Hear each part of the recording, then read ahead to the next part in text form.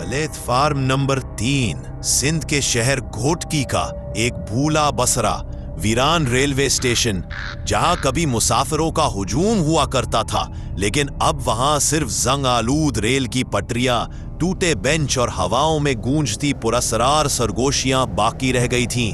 कहा जाता था कि वहां एक चुड़ैल रहती है जो हर चांदनी रात को बाहर निकलती है और सामना करने वाले को कभी वापस नहीं आने देती। ये कहानी है अरहम की, जो कराची यूनिवर्सिटी का नौजवान यूट्यूबर माफौकुल फितरत वाकयात पर वीडियोस बनाता था, जिसके साथ उसकी दोस्त नीना होती थी, जो एक नडर फोटोग्राफर थी और हर चीज की तस्वीर लेने की शौकीन थी। एक सर्द रात को अरहम ने फैसला किया कि वो प्लेटफार्म नंबर 3 की हकीकत मालूम करेगा। सोशल मीडिया पर उसे काफी शोहरत मिल रही थी और वो एक ऐसी वीडियो बनाना चाहता था जो सबको हिला दे। अरहम ने नीना को साथ लिया और घोटकी स्टेशन पहुंच गया और वहां जाकर सलीम चाचा से मिला, जिसकी उम्र 60 साल थी और वो रेलवे का साबिक मुलाजिम था, जिसकी जिंदगी घोटकी स्टेशन पर ही गुजरी थी। अरहम ने नीना को साथ लिया और सलीम चाचा से कहा कि वो उन्हें प्लेटफार्म दिखाए। बेटा, वहां मत जाओ। मैंने अपनी आंखों से उस चुड़ैल को देखा है। उसकी आंखें आग की तरफ दहकती हैं और उसके बाल जमीन पर घसते हैं। जो एक बार उसकी आवाज सुन ले वापस नहीं आता। लेकिन अरहम ने मजाक उड़ाते हुए कहा, चाचा, ये 2025 है। भूत चुड़ैल अब कहानियों के लिए होते हैं। अगर ये सच भी हुआ तो एक तस्वीर मिल गई तो वाह हो जाएगी। आखिरकार बहुत इसरार पर सलीम चाचा ने हार मान ली और वो सब प्लेटफॉर्म नंबर 3 की जानिब चल दिए। रात के 1 बजे वो तीनों टॉर्च और कैमरा लिए प्लेटफॉर्म नंबर 3 पर पहुंचे। इस स्टेशन पर होका आलम था।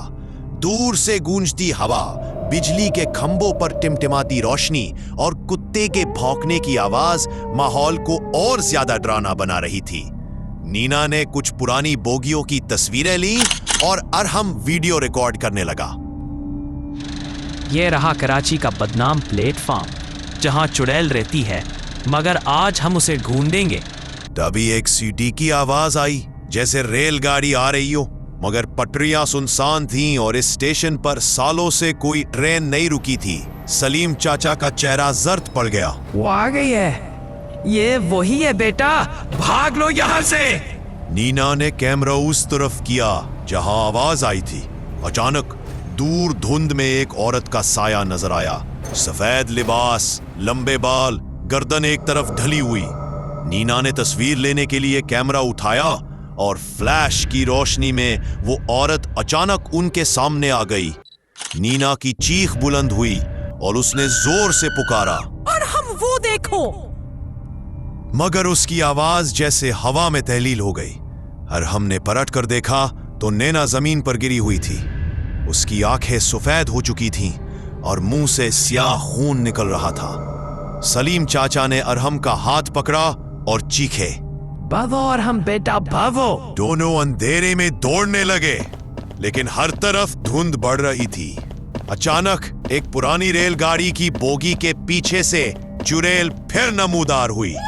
उस बार उसकी आवाज सुनाई दी, एक आया, एक गया, एक बाकी है। सलीम चाचा ने जेब से तावीज निकाला और कुछ पढ़ने लगा, मगर चुड़ैल उसके सामने फजा में मुअल्लक हो गई।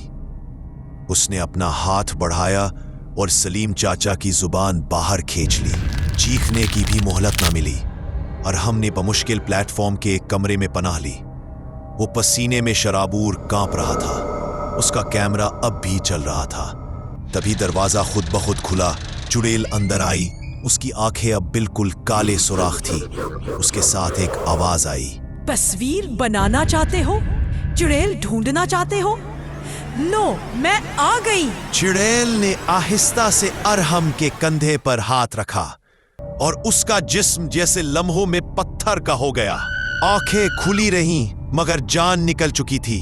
अगली सुबह मकामी लोग हैरान थे कि प्लेटफॉर्म नंबर 3 पर फिर से 3 लाशें मिली है, एक कैमरा भी। किसी ने वो वीडियो देखी, मगर आखिरी सीन में सिर्फ एक जुमला था, एक और रात, एक और शिकार, मैं इंतजार कर रही हूँ। और उसके बाद स्क्रीन पर एक मनहूस औरत की मुस्कुराहट नमूदार हुई, जो जैसे नाज़िर को देख रही हो। अब भी जो लोग प्लेटफॉर्म के करीब से गुजरते हैं, उन्हें एक औरत की आवाज सुनाई देती है। रुको, सिर्फ एक तस्वीर।